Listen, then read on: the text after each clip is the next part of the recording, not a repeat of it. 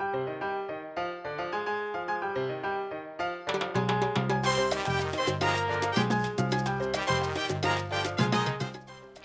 Carr here at the Baseball Hall of Fame with our Curator of History and Research, John Odell. John, we're standing in the Viva Baseball exhibit that opened in 2009, which is a tribute to baseball in the Latin American countries. Tell us a little bit about it. Well, this is a great exhibit talking about a very important movement in baseball history, and it's the rise of the Latin players. This is a great tribute to all the Latin players from all the many countries who play baseball down in Latin America.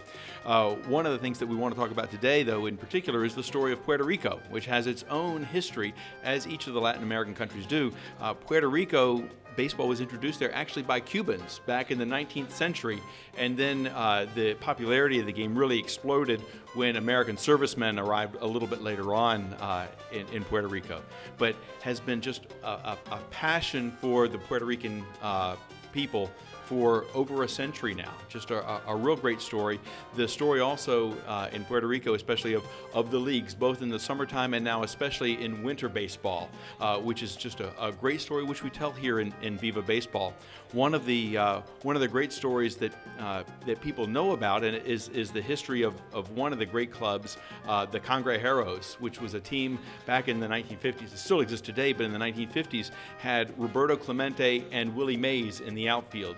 The team was called the Panic Squad because of the panic it instilled in the opponents, but is indicative of the kind of baseball that was played in Puerto Rico.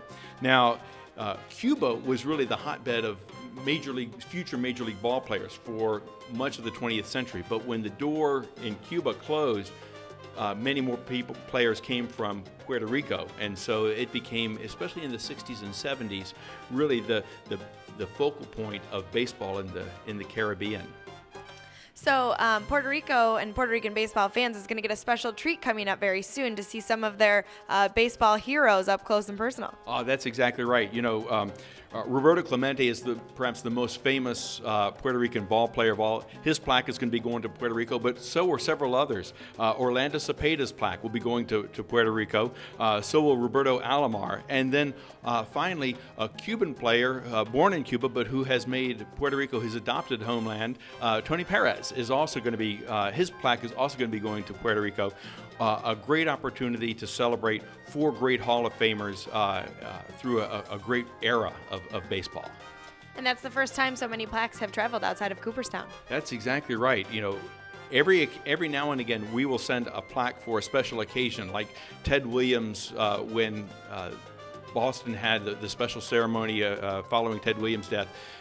In Fenway Park, we sent a plaque, but that's a very rare occasion. Occasionally, a plaque will go someplace, but to send four at one time, as far as we know, is unprecedented, and a great example of the kind of passion that we want to reflect back of the folks down in Puerto Rico.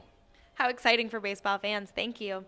Fans can learn more about the trip to Puerto Rico on our website, baseballhall.org.